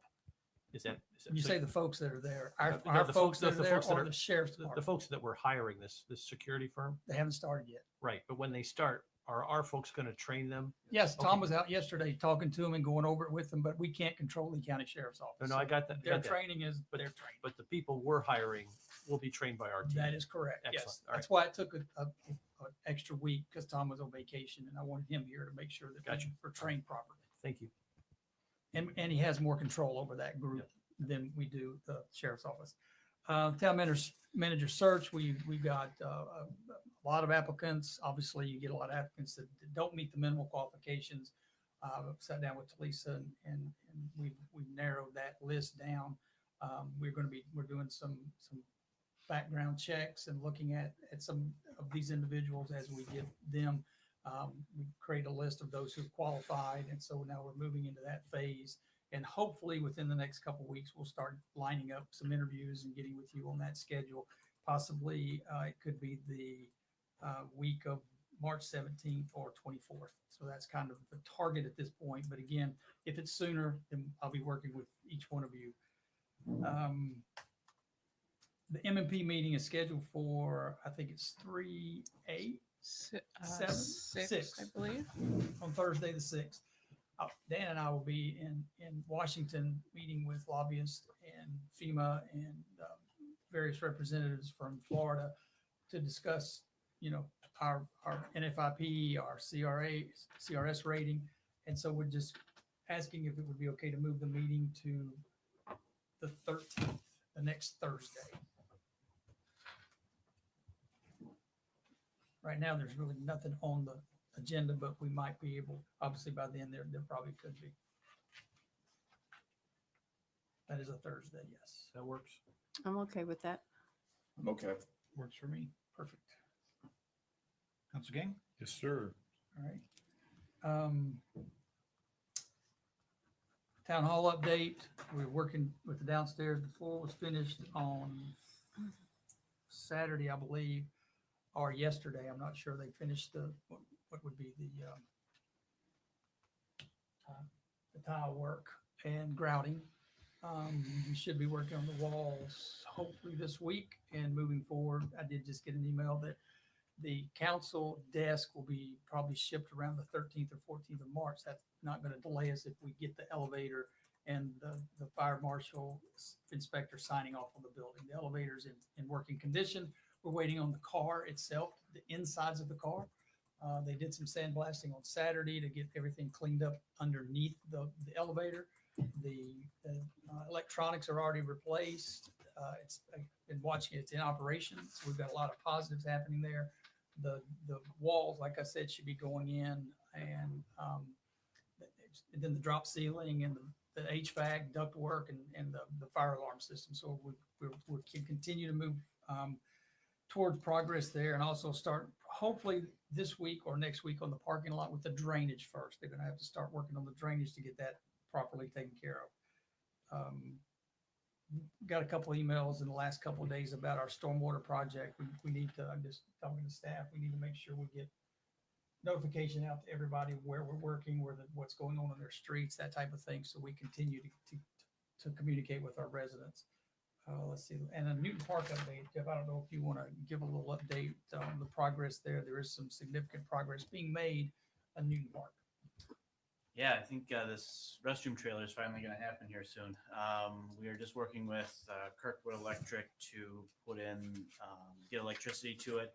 The sewer and the water lines have all been run. So we're just waiting on Kirkwood to hook it up, which I'm meeting with them. He's supposed to send me a quote probably today, and I'm meeting with him tomorrow.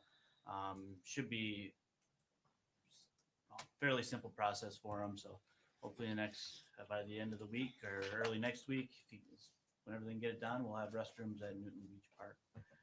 Then we'll lay down kind of a base, maybe shell or something for a parking lot. Maybe at that time we can get a shed down there as well to house maybe the wheelchairs and stuff too. So it'd be nice parking down there. And then once we get the other funding, then we will start the design process. Jeff, and maybe this is a Chad question, but are the beach renourishment folks done at Newton Park for the most part, or not necessarily? Not necessarily. So we have it fenced off. It'll just be parking lot and restroom trailer for right now, with beach access on the side. Thank you. And by shed, I think you meant trailer. That's what I meant. Trailer. Something elevated. Something on It's wheels. movable. Yes. We'll chain them up with the chain. Tom is here. If Tom, you want to come up and just talk briefly about the group that we've got coming this afternoon to help with traffic control. Good morning, everyone. Morning, Tom. So the company that we're company is a MOT certified company. They handle traffic by nature for large construction areas on highways and such. So they have some basic training. We're going to get them out there and really push our expectations, because we're not just trying to move traffic. We're trying to move traffic in particular in a certain direction. And that's to keep things moving northbound on Estero. We're also going to have them placed up at Old San Carlos and North Estero, where we have that three-way intersection at Times Square. It's becoming obviously an issue with pedestrian traffic, and we want to have more control there. The stop signs are up now, which is a great help, but we also need somebody in the middle, traffic control officer in the middle of that intersection, who's going to help move people and vehicles at that time. So that's the goal today. They're coming in at 2:00 today, their first 3. I'm going to go down for about an hour. I'm going to train them in each intersection on what our expectations are and how I want it done. They're going to be outfitted with radios. They'll be outfitted with our gear, and we'll keep on and make sure they're doing what they're supposed to do. Tom, would it make more sense at Old San Carlos and Fifth to have them there sooner? Because the traffic coming on the island obviously backs up sooner than leaving. So 2:00 might miss that window for getting people to move. I have to go by their schedule. So you want them to come earlier is what you're saying? Try to get them in earlier in the morning? Well, I guess we'd had around noon, it seems to really start backing up. I don't know if we can do that. We can modify the schedule a little bit. I think it's a good idea. Yeah. Makes sense. It does. The oncoming traffic. Yeah. So the biggest part is that what my fear was in that three-way over there in Old San Carlos and North Estero is really that the pedestrians are moving, and everybody has the misconception that they have the right of way. And what they don't understand is that you don't actually have the right of way to enter the roadway. You have the right of way if you're in the roadway already. So people don't really understand the fact that they can't just go and walk in the middle of it. And when you have a traffic control officer placed in that space too, they have ultimate control of that intersection, and there is no such thing as a right of way pedestrians at that point. They have to be maintained by the TCO. Tom, you obviously have a lot of experience in law enforcement and in this area. Could you just take a minute, and if you were emperor of Fort Myers Beach and you wanted to give advice to people who live here and who are visiting here to help minimize the challenges that we're facing, what would be the advice that you would give to the public today to try to help things along? It may be a number of things, but please take a second and opine if you would. Well, the first thing I would say is for our pedestrian traffic, please cross at the crosswalks. Do it in a manner that people see you, have expectations that the driver does not see you, and wait for somebody to stop. Don't just walk into traffic. As you cross anywhere where you're jaywalking, then you create a bigger traffic hazard, and you also create a hazard to your own health. So please control your children out in outer space. Make sure you're crossing at the crosswalks. If you're driving, be patient. I know it's a trial, but it's not a new trial for this island. I mean, every barrier island in the country and in the world has, when you have 2 egress points, there's going to be traffic. So just be patient. We're doing our best to make that happen. I know it's hard to sit in traffic when you're sitting there for 2 hours. I do understand that. But be conscious that there are going to be people moving around, and keep your eyes open. Stay off your phones, please. Stop letting major gaps happen between your vehicle and the one in front of you because you're too busy looking at Facebook. Please get off the phone before somebody gets hurt. Yes. So, and the bigger part is when you're walking, be conscious, stay off your phone as well. I know everybody wants to be on these silly little computers that we all haul around with us all the time, but you're going to get hurt if you're not paying attention to what's happening around you. Be conscious that there's people out there who are having a good time down here and they're imbibing of something. So that is going to change their ability to correct immediate action. So their time frame stops. And I would ask that everybody stop yelling at the TCOs, including the cops that are out there, and be conscious that they're trying their best. If you do see a problem, please contact us. I do go down and address it with the deputies on the post, with the FHP officer who's on the post, a trooper. We go down and talk to them all the time. I stop by, see what they need. I ask them to be, active in their participation in that traffic control. And our new people that we're hiring will be out in that intersection the entire time. They will not be standing on the side of the road. That's helpful. Thank you. Tom, have we had any conversation with the Lee County Sheriff's Office about potentially, I don't know, I think they have bike patrol officers or motorcycle officers. As over the next month and a half, we're going to see a large increase in motorcycles, scooters, golf carts trying to bypass the traffic on the roadways. And in their cruisers, they're stuck in traffic just like the rest of us. And if they can't see it, obviously, there's nothing they can do about it. The 28th of this month, they're starting their extra patrols down here. I know the conversation was had with Commander Lawler and Lieutenant Chitwood about having more ambulatory spaces out there. They also do work with us with our buggies. So if there is an issue, they call, we get somebody on a buggy, we get around to where they have to be if they have to get on the beach when they don't have one of their side-by-sides out here. But yes, that conversation was had, and that's going to be their command structure and how they want to put it out. But it's a very good idea, and it was brought up last year as well. So Commander Lawler does know about it. So don't send us videos of the side-by-side with LCSO chasing down a motorcycle down the sidewalk. Yeah. The problem with trying to chase down somebody on this small little area, no matter where you're doing it, you're going to put civilians in a little bit of jeopardy trying to chase somebody down. We do our best to try to make a stop. The best weapon any of us have out here, honestly, is this, because we talk to each other and we can stop people moving down because there's enough people when they're out here posted. So hopefully you're not going to see too much in the way of pursuits out here. You may see some little roadblocks set up to try to stop. Yeah, they've always done a good job of being strategically placed to see people coming down the sidewalks. They do a great job. They've been doing it out here for a long time, and I think they got a pretty good grip on how to kind of lock people in certain places. And we all know the trouble spots, and that's going to be where we have that mass migration of people coming out of resorts and such like that. Tom, when you train this security firm that comes in, and obviously you'll train each individual person who comes, obviously that same person's not going to come each day. When the new people come, will they also get that same training? All right. Yeah, everyone is going to get the same training. Great. Thank you. There's going to be a rotation of 4 to 6 people. The first 3 are getting trained today, and then I'll train the next 3 over the next couple of days. It's a pretty simple beast to handle the traffic at a 3-way stop, as long as you have positive control and you're out there actively letting people see what you're doing.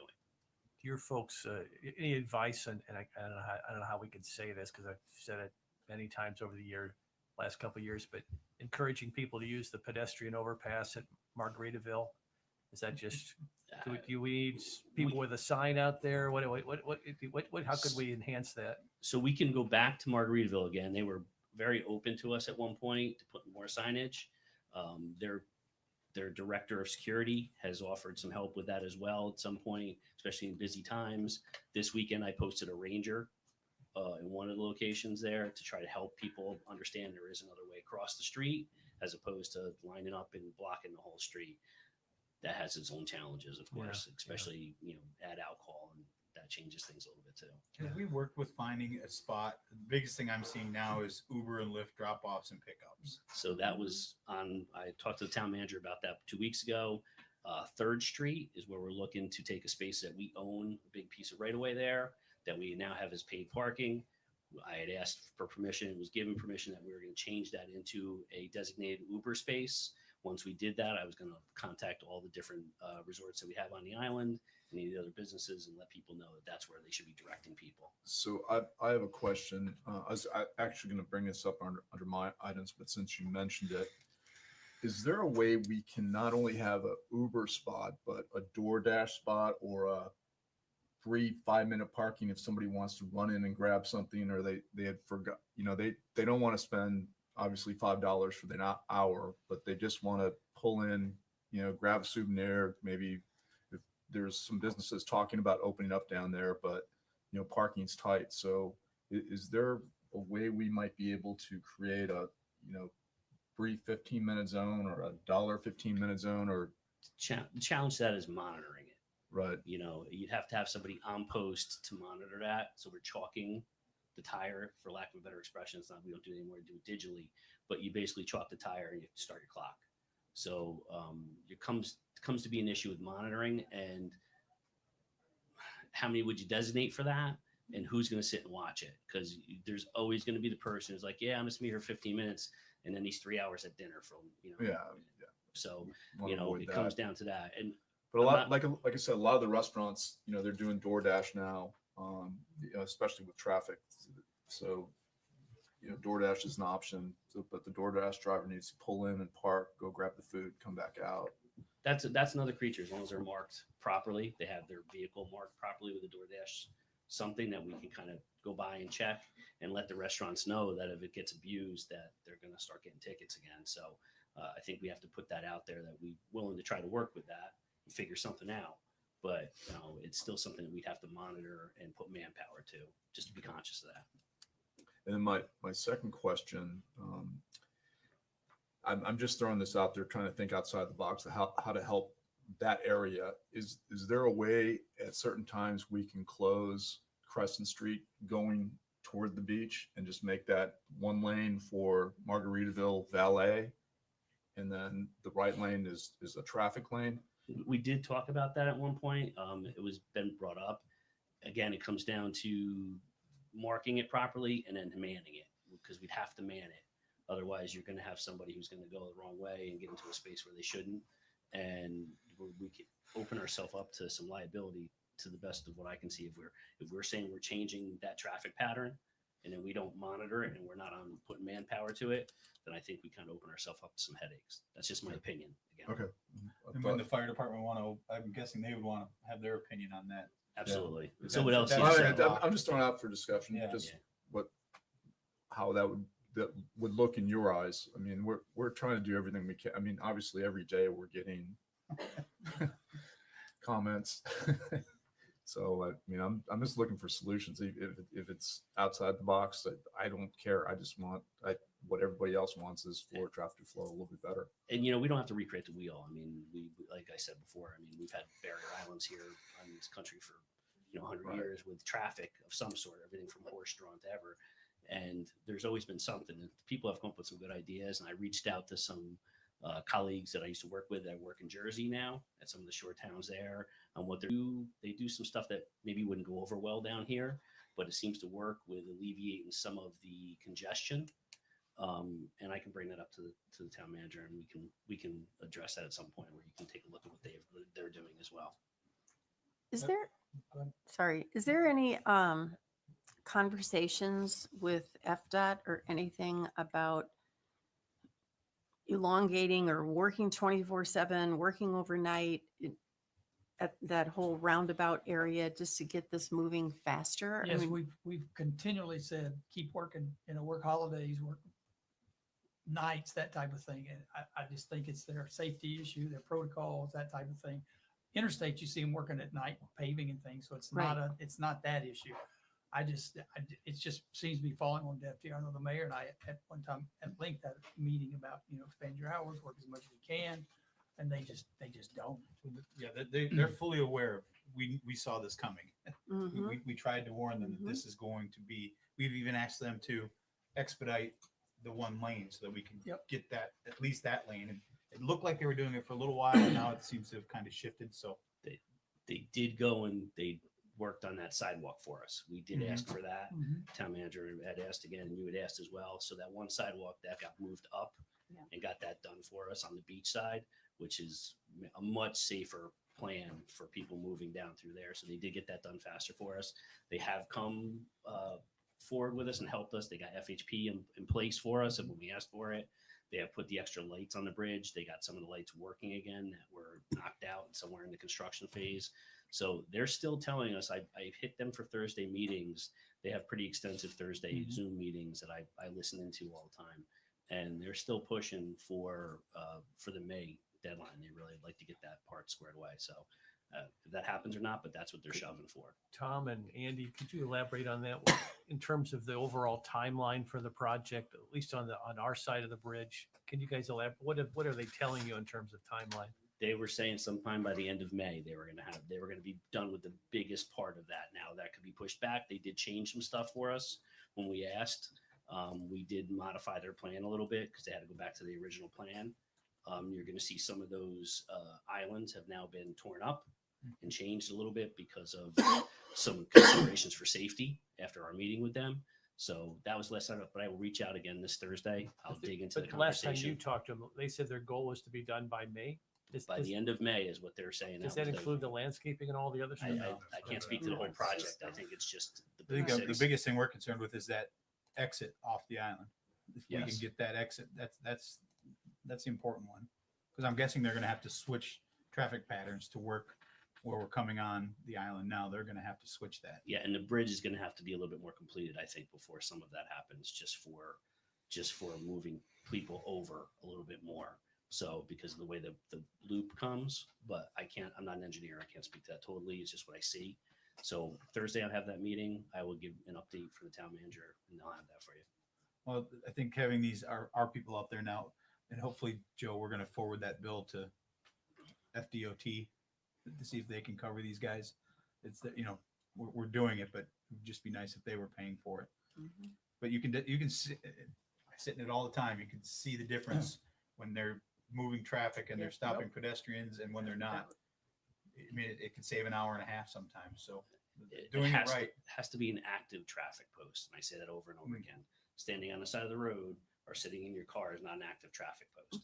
You have to be in the intersection moving people. And that's the biggest push that we've had. And we've had that conversation with LCSO and they're doing a good job at it. I know sometimes people have gone through and they've been off to the side for whatever reason, but for the most part, I do believe they're out there and they're doing their best. Our people will be out there the entire time. It sounds a bathroom break or something like that, but we're going to have people in the middle of that intersection moving people. So Andy, since we still have them contracted, I'm guessing LCSO, are we going to shift them to the Crescent and Estero? So That we was have their all- original, and they responded to us that they couldn't find the lock box that control the light because FDOT had moved it. I said, I can't control that. They decided to move down. They couldn't find a key. They couldn't find a lock box. It was just a whole, so we're working on that, trying to figure out what their problem was with that one. But yes, that was the original contract, was to have them at that intersection. Well, it seems like the light is doing its job. It's the people Yes. that are trying to cross there or not, and having somebody keep the traffic, people from walking when they're not supposed to walk, is more effective than Correct. making the light blink and trying to control the traffic. Because sometimes, depending on who you get out there, they might stop all traffic for one pedestrian. Right. So Yeah, the key box for that is something that it's a LEDOT key. yes. They don't like giving those keys out. No. They do not like anybody messing with their light mechanisms because they have it set up in a certain manner. So they're like gold down here to get them. And honestly, right now the traffic light is doing its job. And you're right, Mr. Mayor. It's the pedestrian traffic that is causing the issues because they're coming either out of Margaritaville or trying to go over towards Margaritaville's pool, and they're not paying attention. They're just walking. So that'll be something that we can help with. I would like to not have Well, somebody people messing going with to that Square, light. it's people go, and that's Yeah. the only controlled intersection. It is. So people are And going to where. That's why where we're they're still safe. trying to push people to the beach side. So they'll go down to Times Square along that side. That's why we push so hard to get that sidewalk squared away. And they really did come through for us on that one. Yeah, you got it done pretty quick. Well, can you recap the time and the locations of the new folks that are going to be coming on to control things? So right now we're looking, I think the contract was from 2 to 8 is what we looked at. And they were going to be they're going to be filling gaps as long as LCSO is there. They're going to be covering 5th and Crescent. We have the FHP guy at the base of the bridge who's handling any of the U-turns. And then the other location they're going to be at is Old San Carlos and North Estero, where that 3-way is right by Times Square. The goal is safety in all those spaces. The gentlemen or ladies that are going to come working for us, they're going to be working wherever we need them. So they're going to be plug and play. They're going to be trained in all the intersections and everything they have to do. The biggest key is, again, pedestrian movement. And by us having somebody moving around, that's why the Rangers are doing extra patrols down to 5th. And when they see people crossing illegally over there, they're moving them quickly and keeping things going and keeping people from stopping out of Margaritaville. I spoke to their director of security. He was great about telling their people not to have their vehicles parked out there, not to have delivery vehicles, keep their van that bring their employees over, keep it out of the road so we're not hindering traffic in any manner. I think it's important people bring their patients. I mean, it's not just Fort Myers Beach. I can promise you that. Not at all. And speaking with Councilmember Holly Smith, she's getting the same emails. Lee County commissioners are getting the same emails. Bonita Springs, everybody. It's a volume issue. Lee County is packed, and anybody that's been off the island at any time of the day knows what 41 looks like, knows what 75 looks like. Just trying to get off the south end of the island. People think if you go south from Bonita Beach Road all the way to 75 is dead stop. Absolutely. Every day. So it's not just a Fort Myers Beach thing. It's a volume thing. Go to Summerlin up to Daniels Parkway, you've got an hour wait sometimes getting three or four lights. So It's the season. Tom, do you have of those key intersections? Do you have video or do you have cameras there where you can monitor it from your not yet. headquarters? That is part of our thought process moving forward, is to have that stuff put up in place. That is something that we're working on going forward. So I'd like to have one key system for the entire town. And that's what the town manager, Frankie, and we had the big discussions with Nicole as well about having our system kind of be a one size fit all, which is a better system. So we'll have it for the new town hall. We'll have it for all of our properties on the island, anything that the town owns. There'll be stuff there. And I'd like to have some intersections. We have to go through FDOT and LEDOT and find out, make sure there's not any issues with us and how we're monitoring traffic. And that would probably be a legal question in some respect too, on what we would have to pay attention to and what would be responsible for, how maintenance of that timeline, or what we'd have to hand over if something happened in a crime space. But So, you're working on a plan? yes, sir. And as you work on that plan, do you envision that to be for internal use only, or could somebody from the public kind of tune in just to get a sense of what traffic's like before they even get in their car to go out? For certain cameras, yes, I think it's going to be for the public. Okay. For a bigger portion of that system is going to be just for internal use. Gotcha. All right. Thank you very much. Thanks, Tom. Thanks, Tom. Thank you. Thank you. Good luck with training. That's all I have, Mayor. We all do. Just if you could give just a quick update, Andy, on this property, when you Okay. expect the trailers to be gone, what the progress is for starting, and kind of give an overview of what the plan is for where we sit. Perfect. Nancy and I just talked this morning. She's been in touch with the attorneys for these buildings. We anticipate, we've notified them that the middle of March, we'll start getting out of these buildings. They should be evacuated for the most part. And so now we're waiting on their timeline, which should be pretty quick. I mean, these are new. There is a need for these in other parts of the country, in North Carolina to speak of, that, you know, where the floods were with Milton. So that won't be, and they can use them for schools and things like that we can't use here. So there is a big need for these other places. We're also putting this week, going to have the RFP out for the park to get that going. Make sure we're going to meet our deadlines with this project, $2 million project for the property we're on, and everything. Which is when? When's that deadline? August 31st, I believe it They have is. this completed. So It's aggressive. So we're pretty aggressive. Jeff's up to the task. We've had conversations. So we're going to be as aggressive as we can. And that's that thing what we just talked about, the working extended hours. This doesn't affect back here a lot of properties and things of that nature. So there's certain things they'll be able to do here that out the neighborhoods they couldn't do. So we'll be mindful of the subdivisions. But of course, you know, the next few weeks, the time changes and it's getting lighter, longer, and that kind of stuff. So we've got some good opportunity over the summer to be able to do some things quickly and extended hours, which will really help tremendously. But these trailers obviously are key. And Nancy, again, we just had a conversation. She updated me this morning on these. So obviously the progress down there is important. So the timing is, you know, divine intervention, you hope, but you know, everything happens for a reason. So get everything ready, get where we can use the downstairs. Fire alarms will be a big deal. If we can at least use the downstairs for meeting space, I can get staff in there if they don't mind going up and downstairs. But again, the elevator is almost finished. So that's a big deal. All right. Thanks, Andy. Oh, sorry. Frankie did tell me you had one thing. Real quick, I'd like to recognize not only staff, Tom and his staff over the weekend, Bob Monahan, who is one of our rangers. They met up with the crew at the beach bar. There was some activity over the weekend where large groups were partying out on the sand and left tons of trash, bottles and whatnot. So a bunch of people at the beach bar and our staff got together and went and hauled up all the trash and collected it and put it by the receptacles so our crew could come by and pick it up. So thank you for people that are active and see that in the community and work with staff, but especially Bob, who went out above and beyond what we ask of our employees to do, and also the people at the beach bar for pitching in. So thank you. Very good, thanks. Thanks, Frankie. Town attorney items. Well, that's a tough act to follow. No, I don't have any items to share.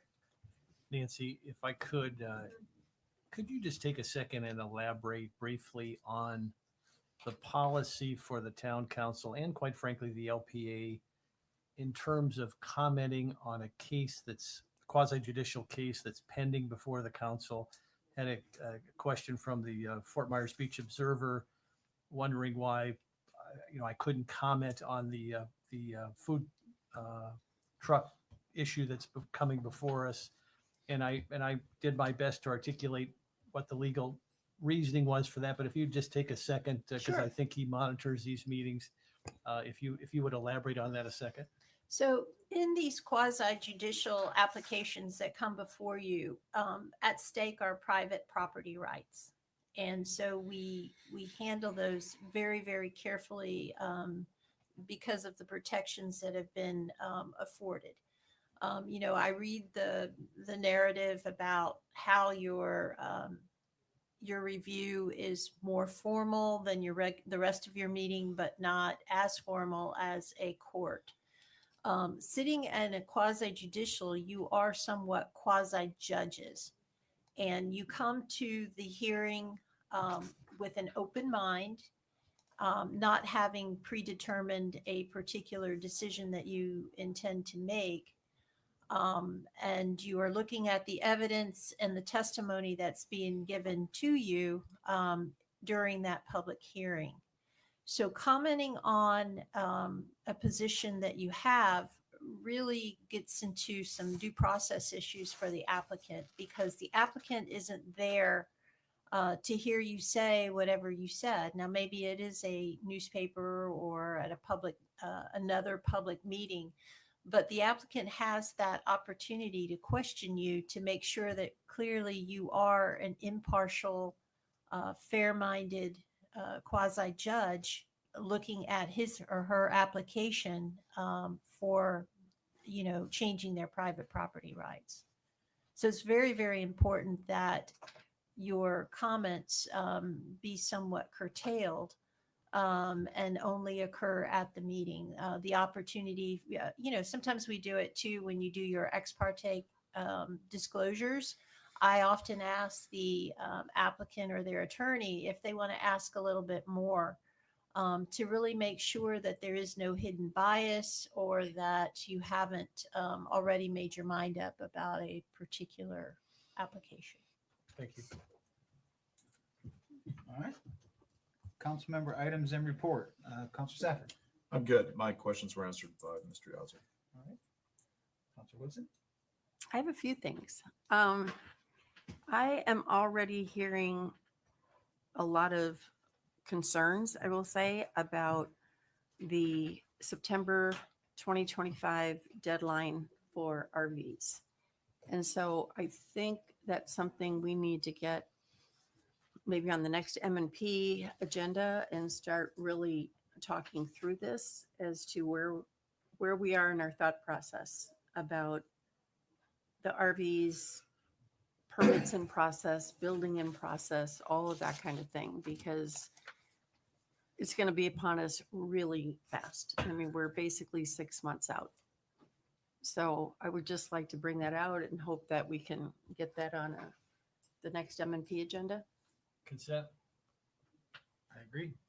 And I believe, I don't want to speak for Andy, but I believe you've sent out an email asking for more clarification. Going today. I just got it completed this morning. Okay.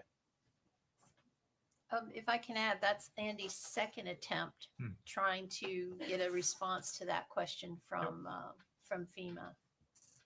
Yeah, and I know it's difficult. I mean, but I do think we need, because people are worried and rightfully so. And what are we going to do? And then I just wanted to bring people up to date. I've had a number of discussions with Andy about the peer update, and Dave Horner, the city manager of Fort Myers, he was wonderful to give us kind of a whole outline of dates and times, and not what we wanted to see or hear with the timing. I mean, it's very extended. So I actually took it upon myself to reach out to Commissioner Ruane, and I do believe that they are talking about it in their meeting this morning about trying to get this tightened up and not so far out in the future for the pier. And he had mentioned too that I think you're all going to be at the same meetings in March, and he was going to try to get some meetings on the docket for the pier in itself. So I don't know if anything is going to happen, if it can be done, but we are working on it. None of us are happy about the time frame, including Lee County, and see what we can do to push it forward. I would offer this, Councilor Woodson. The last time Senator Scott was on the island, I had a chance we were literally standing by the pier, and I asked him about the pier, and he said, if I can help in any way expedite with the various federal agencies involved in the approval process, reach out to his office. And Okay. He said he would personally intervene to do everything he could to expedite. Yeah, Erin's a good person. She's a great contact. Okay. She gets things done. Great. That's all I had.